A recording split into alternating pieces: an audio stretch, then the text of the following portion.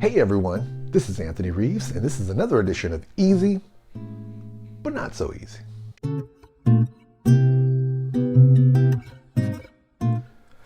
So today we're going to talk about when you decide to help someone hire an attorney.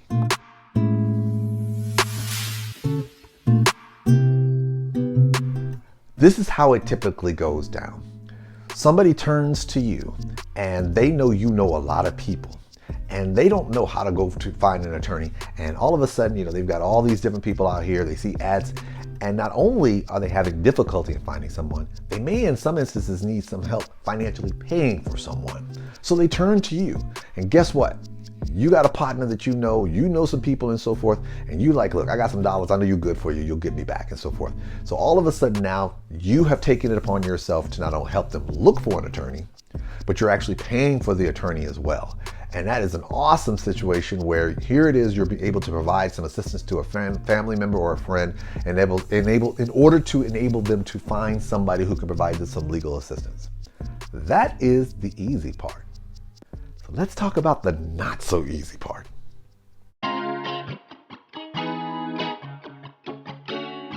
Brace for this reality. If you're paying for the attorney, I'm almost fairly confident, I don't know every state, but I'm going to probably go out on a limb and say this. Depending on your state, I know that in Florida, as a third party, you're not entitled to anything. And you're thinking, what do you mean by I'm not entitled to anything? It's my money. So, are you the client? Sometimes what happens when a person is in a position where they're assisting somebody with getting an attorney, whether it be locating or even paying for, they have it in their mind that they are entitled to it because they were the ones who initiated the contact and they were the ones who are paying for the services.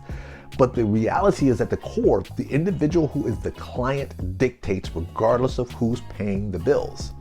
That's important because attorneys' responsibilities for looking after the best interest in the well-being of the client is always considered the most important thing. So you don't get an opportunity, just because you're paying the bill doesn't put you on top of that client. That client is always at the top of the food chain. So it's important that when you decide to help somebody find an attorney, or even you decide to help pay for an attorney, remember, you don't get no legal entitlement to this just because you're paying the bills or just because you found them.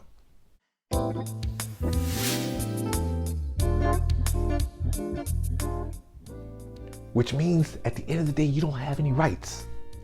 And like I said, every state is different. So there may be some states out there that do allow for that. And so if you find yourself in a situation where you're helping somebody find an attorney or you decide to pay, ask that attorney and so forth. If you're assisting, like, listen, if I'm paying for this, do I have any rights to any information about what's going on in the case? Trust me, they'll tell you quick, fast, and in a hurry.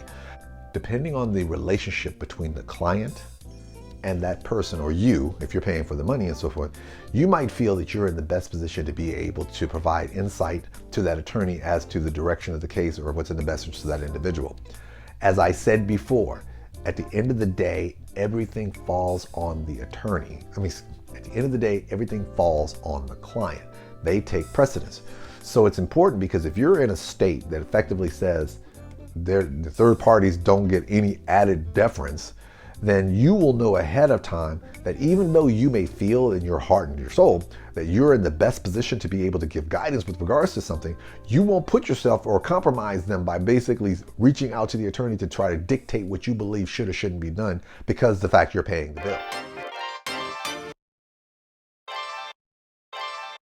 And it's important to remember, you don't control anything either. Remember, the client is their case. At the end of the day, the strategy is the attorney. But what sometimes happens is that when people are paying money, when you're having money coming out of your pocket for something, you have this sense in your mind that you have some measure of control over the circumstances. Remember, as I indicated before, it's not your case. You don't have any rights. And at the same instance, you don't have the ability to be able to say, this is what I want to see happen. The fact is that you have to make a hardcore decision right when you make the financial investment of hiring an attorney. Are you okay with relinquishing control? Because the money coming out of your pocket does not give you entitlement to anything with regards to the case, especially control of the case.